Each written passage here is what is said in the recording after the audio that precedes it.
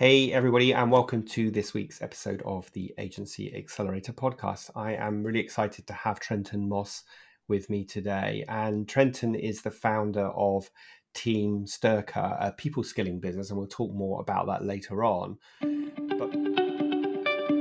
Accelerate your agency's profitable growth with tools, tips, and value-added interviews with your host, agency owner and coach, Rob DaCosta.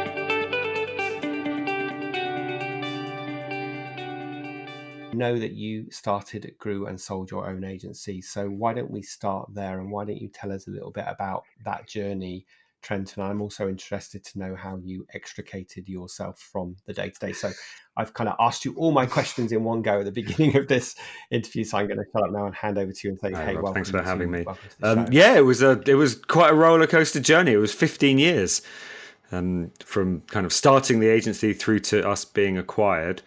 And to be honest, I started it on a whim. I didn't really know what I was doing. I went to university, took a bit of time out to kind of go traveling and working abroad, about 3.5 years actually. And I was coming home and I had no idea what to do with myself. So just one day I suddenly thought, you know what, I'll start a user experience agency when I get home. I have no contacts and no money and no experience, but a bit of know-how. So that's how it started. And I came back, I was quite a bit younger than I am now. So I was just in a house share at the time, and there was no space in my bedroom for a desk. So I put a desk in the hallway, bought a computer, got one of those dial-up internet connections, showing my age here, and made a website, and away I went.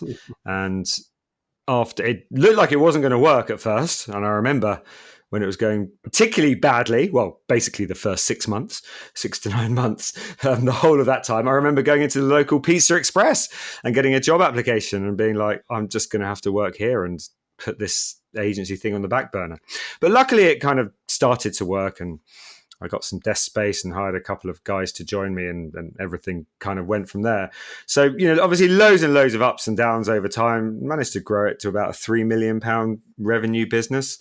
And then, at the end of that 15-year journey, we were acquired. So we were we had a real niche. We were user experience specialists, research, strategy, design. And we were acquired, as were so many UX agencies, by an IT company that was quite a bit larger than us, that, where there was real synergy, where we could bring real value to them. And that was my 15-year journey. So first of all, I think a lot of people are going to really relate to that journey. I think there's this catalyst or this moment, or I say sort of my naive, arrogant youth was on my side when I started my agency back in 93, and I didn't know any better. I was 24 years old and thought I could do it better than the current people. So we all have that moment that we decide to start something, and then it goes. In your growth to 3 million, and like you said, you've had lots of ups and downs. Can you pinpoint any kind of particular milestones along the way that you had to invest in some way that got you to the next stage? Because I think a lot of people hit brick walls along that growth journey, and they get over it by doing the right thing. No, totally. So, I mean, the biggest thing I ever did, and I remember this very clearly, and even though this was right in the early days, I still say this is the biggest thing, was moving out of my house, getting desk space and getting a couple of guys in, because suddenly I'd gone from basically zero costs, because I wasn't really paying myself, through to then being responsible for two people, as well as the paying the rental. So that was easily the biggest risk that I took. Beyond that, there's no science to this. There's no specific manual that you can follow with a set of rules. You kind of you just got to keep going and taking opportunities when they seem to come your way, and trying things out. And if it's not working, being okay to flex and change. And, we had so many disasters. I mean, probably the biggest disaster was when we tried to launch in New York, and about £200,000 later, and in terms of expenses, and about £5,000 in revenue, we realized that was probably a bad idea. So that all went, and we stopped that idea. And there were numerous things that we tried to do as a business to kind of improve and scale. And you can always see the problems. So it's like, how do we solve those problems? And it's never that easy. There's never any clear solution. So having a business coach like yourself, Rob, to support you with coming up with those best solutions for you can be really helpful, I would say. And you just keep trying to solve those problems, take some calculated risks, and then kind of hope for the best. And what's really funny is that if you just work really, really hard, you get a little bit of luck. Yeah, that's very true. I don't think like focus on the right things, do them consistently enough, and you're going to get the results that you hope for. I think that moment of making that conscious or unconscious choice of going, I'm moving from being a freelancer with a freelancer mindset to actually growing an agency, which looks Yeah. like for you moving out of the house and hiring a couple of staff. That is a big moment for us, because we definitely have to, we go from, isn't it nice earning this money, to, oh, blimey, I've got to keep earning enough money to pay the bills now. So, and talk to us about what your role, I'm Yeah. assuming your role changed a lot over the 15 years, 2 or 3 years. Talk about how your role changed and ultimately how you managed to kind of focus less on the day to day and, do the things that Yeah. only Well, I mean, from Trenton day could do. one, I just I decided, I don't know how I came to this decision, that I needed to make myself redundant. So I knew from the off that as and when I started hiring people, I wanted to continually hire people to take over from what I did, and that was my personal ambition with it. And I mostly got there by the end, not 100% there, but I'd say 90 odd % there. But by the end, I think I could have left that business for 6 months and it would have been fine. Beyond the 6 months, maybe, unless they replaced me, but with me leaving, they'd have been fine for at least 6 months. So yeah, I started off doing everything, right? Client delivery, resource management, sales, marketing, and finance, everything. And then I just gradually, as I'd begin to get overwhelmed with various tasks and would find them excruciatingly dull, I felt, right, I need to hire someone to do this for me. And sometimes I'd bring in some fabulous hires who would take it over, take it on, and I could walk away. And sometimes I'd bring in some terrible hires that, for whatever reason, it just completely didn't work out, and I'd have to start again. And it's very, those are the really difficult moments when you think, right, I'm making progress with this. Okay, I've got someone in to do X, and now I can walk away from X a little bit, or at least extract myself a bit from day to day of X. And then when someone comes in and for whatever reason you can't make it work with that person, oh, that's hard. That takes real resilience to then, like, okay, I've got to take a step back now in order to then move forward again. And that happened to me numerous times. And it's never like the fault is never on that person. Everyone has talent. It's just, do they have the right bit of talent to fit into that gap that exists at the moment in the agency? And if they don't, and if me or one of my colleagues is unable to mold things around them, then it doesn't work. So it's never one person's fault. It's always a collective fault of people. I remember our first ever client services director, it really, really didn't work out well. And in hindsight, I can say that was probably mostly my responsibility, because I wasn't ready to let go of the client servicing function. And as an agency owner, Yeah. you've got to really question yourself when you bring in these hires for people to take on responsibility away from you.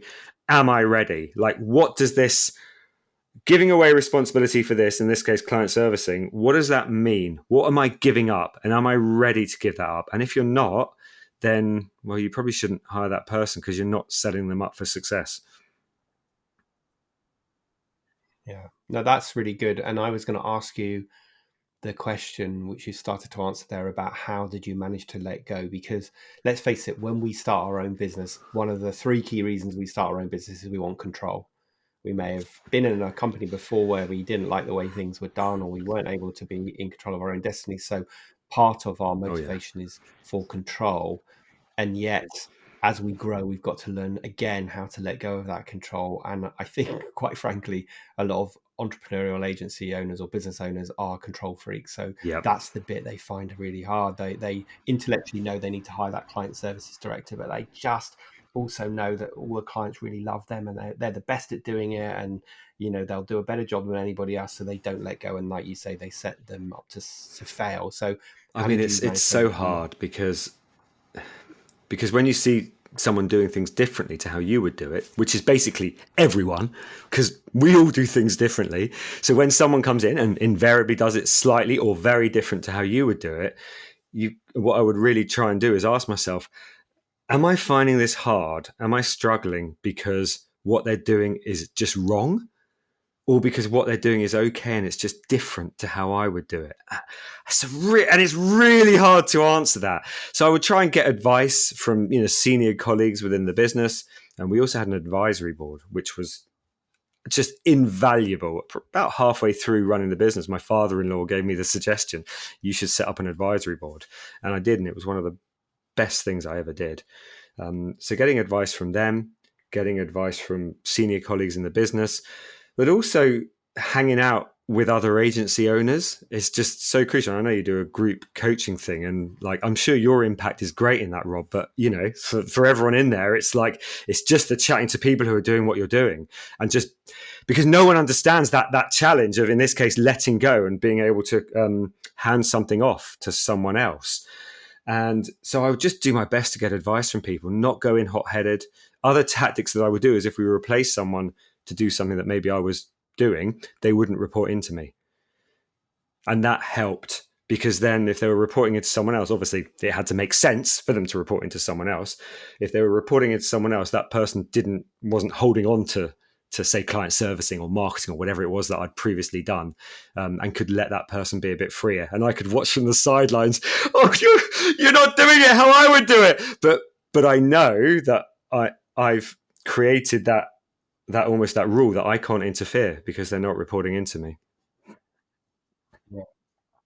Yeah, I think I always say to people, you've got to make sure you're asking yourself the right question. And the right question is not, will they do it as Yeah, well as yeah, me, I but agree will with they that. do it well enough? And if the answer is yes, they will do it well enough, you have to be willing to let go. So I think that's sage advice, as is getting a sort of a senior team and advisory board. When I ran my agency, I didn't know any of the stuff that I teach people now, and I don't regret doing what I did in selling my business. But the one thing I would do differently is to have got a board around me of some kind, because I always felt like all the weight of the world sat on my shoulders, and everyone looked to me for all the It makes a decisions. big So difference. It makes a big to difference. remove some of that, I really struggled to get a high functioning leadership team. Um, I'd have really good senior people working with me some of the time. I had a brilliant MD towards the middle for a good 4 or 5 years. He was fantastic. We were a great team, really fantastic team. Everyone talked about our bromance in the company. You could see how close we were and how we bounced well off each other. But we couldn't get a good leadership team going for whatever reason. But then for the last 3 years, I got the most brilliant leadership team in place. We were like really high performing. I mean, I and previously I wouldn't even say I'd ever had a leadership team that was averagely performing.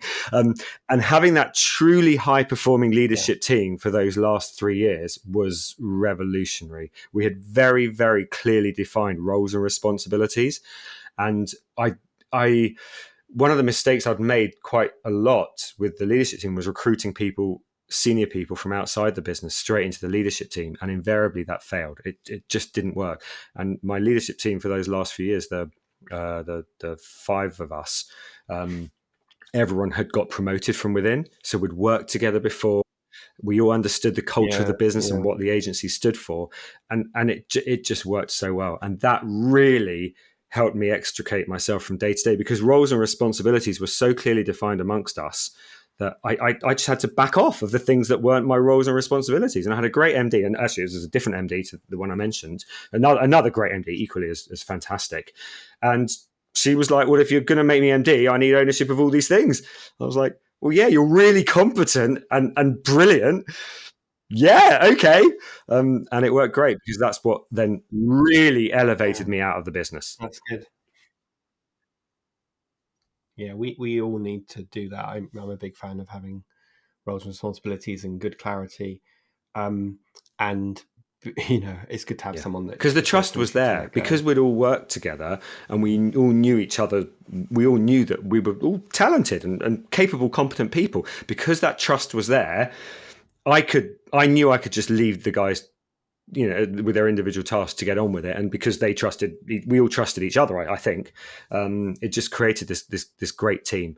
And obviously we had accountability structures in place and so on. But ultimately, at the core, the trust was there, and that's why I think it was so successful. Yeah, I think also we need to be brave when we're hiring and hire the absolute best we can afford. And often what I see is a big gap between the leaders Yeah. of the business and the rest of the agency because they've hired, understandably at the beginning, they've hired junior people. And then there's this big gap and then it becomes very difficult to let go of anything because if you do, it'll all fall over. So let's move the conversation on. Why did you decide? So it sounds like you're running a really successful agency. You've got a really good leadership team in place. You're freeing yourself up to do other things. So why did you Well, decide to sell the agency? by the way, it never feels successful, right? And I'm sure you remember this from your time running a business. You never feel like you're doing well. All you can see is problems, and it wasn't that successful. Like it was, we kept going. I never felt like it was that successful, and in particular, around year 14, we were very unsuccessful. So we had 6 months of consecutive losses in year 14, and we lost hundreds and hundreds of thousands of pounds. It was, it was awful. It was the worst. 2008 was a difficult time, and then 2017, this kind of once I've been going 14 years, was even worse. Um, I'm surprised I've got hair left, and what I do have isn't grey. I don't know how that happened because it was so horrendous. And by the end of that, I was like, I'm done. I can't do this anymore. I was tired anyway. Kind of, years 1 to 10, I think were quite exciting for me. 10 years, that's enough. And years 11 to 15 were very much almost like just watching the prison walls climb around me, get higher and higher and higher. It's like, do I really want to keep doing this? And, we didn't grow that much from years 11 to 15. We grew a bit and we were generally profitable apart from this 1 year. So we were doing okay in that time. But yeah, by the end of this 6 month period of losses, I was tired anyway. And let's just say I'm a camel. I've got bales of hay on me, so and it's too many. One straw is going to break my back, and it was like 2017. It wasn't just like one more. Let's put one more straw on this camel's back to break it. It was like let's just throw continuous more bales of hay onto this back, so we can really break the camel's back. And I was done. And because I was done, I was like, I'm out. I can't do this anymore. I'm going to try and sell. I don't care if we get nothing. Given the last 6 months, I just can't do it anymore. And that is bizarrely what triggered me to make the sale happen. Yeah, and listen, my story's not too dissimilar to that. One thing I've learned, and I guess this is a word of caution for anyone that is ever hoping to sell their agency, is that I don't know if you agree with this, Trenton, but if you sell your agency when you're feeling worn out and tired and fed up, you're going to get less money for your agency than if you were selling it at the peak of its performance and Yeah, you're agree. really engaged and 100% agree, motivated with except it. you Do don't you want to agree with sell when that? you're at the peak because it's so good. And we're all such short-term creatures. So when things are bad, we think they're going to be bad forever. And when things are great and flying, we think they're going to be flying forever. Yeah, that's true. And so how did So the sale come about? just by coincidence at that time, a guy I know had just joined a new business, M&A, and he contacted me and said, let's go for lunch. So we went, just cried into my soup. I can't do this anymore. And he said, look, you've got a really good business, great brand. You've got decent financials over the last 14 years, apart from now. If you can kind of get this turning around, then, we can do something here. And he said, look, people look beyond short-term losses. They can see the value here. UX, what we did is hot. And I think we can do something here. And I don't think you need to give it away. So I'm like, okay. So we started the whole process and, they put together the creds pack for the business, contact people. We have lots of meetings. And eventually it kind of whittled down to a final three, all IT companies, because the synergy that you get there. But what was amazing during this time, that whole process took 9 months. And what was amazing was that at the end of this 6 months, by month 7 so the 6 months of loss making, by month 7 of the loss making, we broke even. It was like, yay! So me and the leadership team, big celebration. We're only drinking water because there's no money to buy anything. And then the sale process started about that time, to be fair, like the marketing of the business, and it concluded 9 months later. And from that first month of breaking even through to month 9, every single month consistently, our revenue went up. Literally every single month. And by month 9, the month just before we sold, we had our highest ever revenue on a 40% net margin, and then we sold. So we went, you have lots of ups and downs running an agency, running any business. But what I experienced at the end there was the biggest down we'd ever had, like the depths of awfulness, through to then turning it around and us hitting our biggest ever revenue and biggest ever profit, and then selling. So it was this unbelievable roller coaster towards the end. But I'm so glad that 6 months of loss making happened, because that's what made me go ahead and sell and make it happen. And I have no regrets about that. Like I'm really pleased that I went through. But B, if you were to ask me the question, what's your proudest thing from those 15 years, I would say getting us out of those 6 months of loss making. It was so awful. And I showed myself levels of resilience that I never even realized I had. I was tired anyway, like I said, and I worked more during that year than I've ever done before. I had 2 young kids at the time who weren't sleeping. It was so horrific. And I can look back with great pride that I kept going and I helped bring us out of that hole.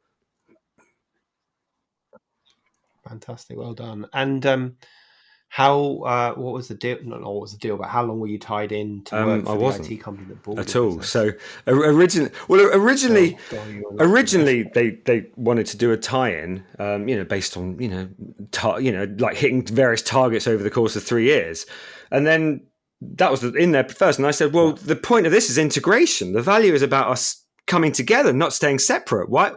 If we're going to have targets, we have to stay separate for 3 years so I can have ownership.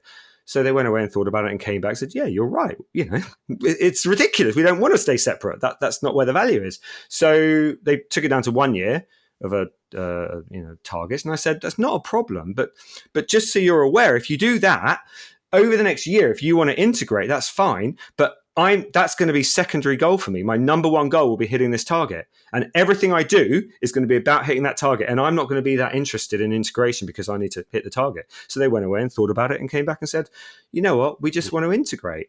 It's clearly not possible to have a target. And that was the correct thing. It wasn't. So we just got rid of the targets and we integrated quickly. And it brought great value to them. And how long? Oh, sorry. Yeah, how long did you stay working there? I actually, they forgot that I didn't have an employment contract, and I only got one after about 9 months of joining that company. So because I never gave myself an employment contract, so I could have actually, in theory, I could have walked on day one.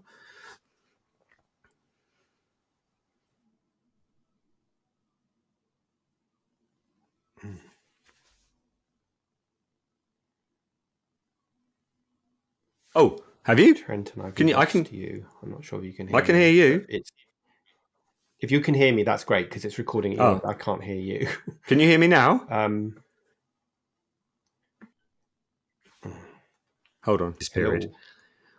Hello. So if that got recorded, just in hindsight, actually, I shouldn't have said that. It was a real stupid. Okay, please, could you cut that out and we'll start this bit again? I won't say that this time. But very naive on their part.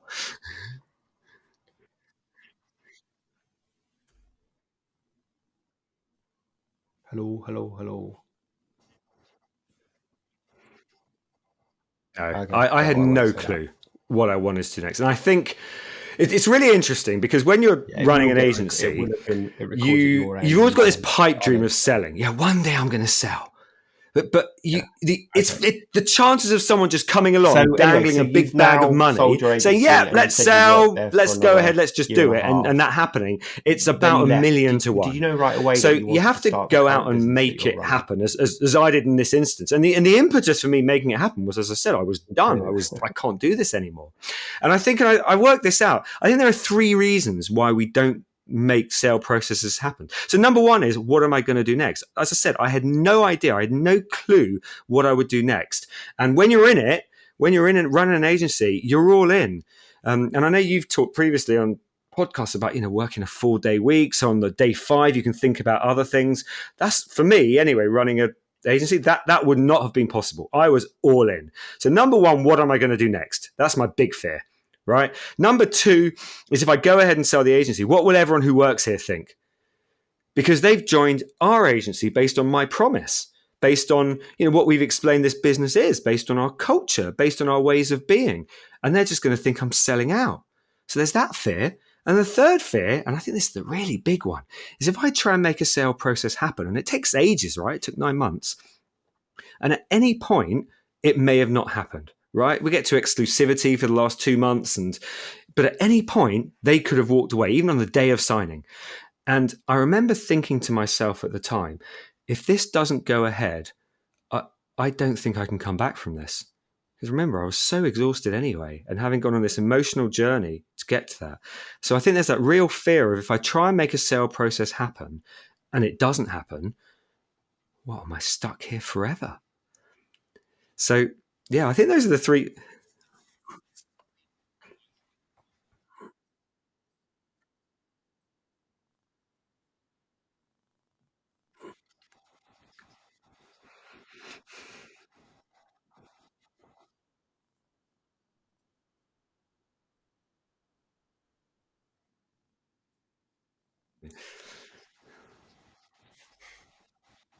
Do you ever contemplate?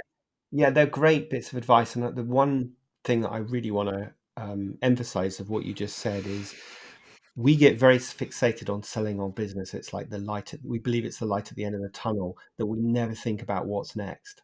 And I have to say, Yeah, personally, that was for the me, only when kind I of thing sold I my thought, and then it agency, all just gathered it was the momentum, worst and time of then my life, obviously because it my happened. But I was self-esteem and my I was self-worth was, planning and staying around in sadly, the to IT admit, company was for a very much while, based and on so work, and suddenly I I had a didn't have position on the that. board. So I I was no longer Rob, the was agency senior owner, in and I'm that like, who the business, and hell they had am I? plans for So I me. think it's a really good piece of But advice. after And 15 years of did you doing ever my own thing, I was consider completely other allergic options to working besides for someone selling it, else. or It's just because you, like me, it will just say, well, became damn, apparent the very quickly. It fixation just on getting wasn't. rid It of was it, because that's never going how to I work. And felt. again, it takes. There's no one specific person who's at fault there, but Right. really, it was me. The majority was me. Yeah, just just can't. It just can't happen. So after about 6 months,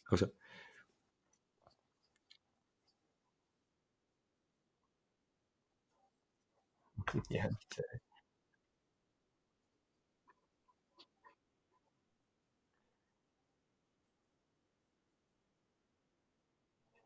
Once, an entrepreneur and a control, needing control and all that, and flexibility, it's hard yeah. to.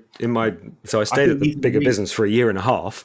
So No, sorry, I during was going to the say, for last the year or listeners, I think so, these are I really, started really winding sage down, words of and then wisdom, and that then I was if just any of you thinking, who are what am I listening going to do want to next? excel, And I then just realized listen I to can't Trenton's go story work and for my someone else. story, I even started and talking to know what you can recruiters from it. Let's. about I'm getting like a conscious of job in time, so house in let's a just quickly brand, fast which forward. I What really led you to didn't know. start But then I Team started thinking, something Sterka, we did in the and agency that why was did you start an enormously upskilling people successful was, business? we launched a client leadership program. So about 10 years into the business, 10, 12 years in, um, Accenture, IBM, and big guns like that started invading our industry. So we had a nice little UX niche, and suddenly it just went mainstream. And we were pitching against the big boys. And we knew that we had to up the ante and get our team just so much better with clients. They were great with clients, don't get me wrong, and they were great at delivering work. But they didn't have that level of client leadership that perhaps the likes of Accenture and IBM do. So we started this client leadership program every Friday morning, 9 to 9:30. You had to be in the office pre-COVID, and we did training, and it was crazy successful. And the year after we launched, that financial year, we got a 35% increase in revenue from our existing accounts. And that's, by the way, what saved us in our downturn, because our downturn was caused by new business falling off a cliff. But because of all that work we'd put into client leadership, we were getting better revenue from our existing clients, projects running more on time, happier clients were generally happy, but even happier, and it was going so well. And so when I realized I was going to leave the bigger business and this isn't for me, I was like, you know what? Every single agency, consultancy, client-facing business has this problem. You've got a senior team who are great with clients. They can go in, they can solve problems, they can inspire clients, they can interact with senior stakeholders. And the rest of the business might be great at their jobs and great at delivery, but they're also client-facing and they're not able to do it at the same level. And we solved that problem. Our program was so successful. So I launched Team Sterka to solve that problem for other agencies. So it started about 2 years ago. There's 3 of us now. So yeah, it's going all right.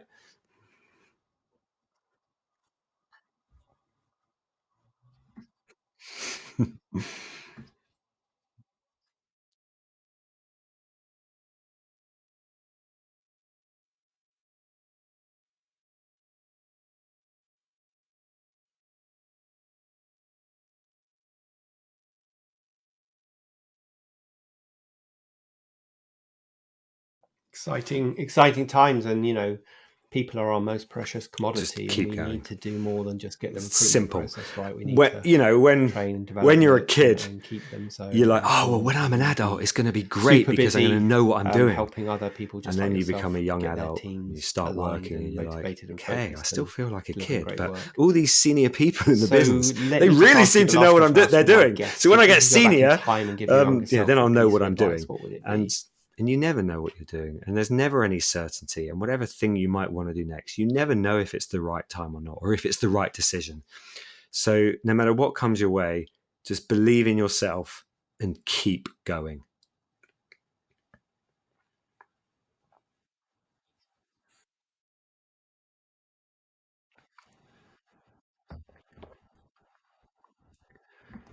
LinkedIn is best. And as a kid, I wasn't a particularly big fan of my name because it's quite an unusual name.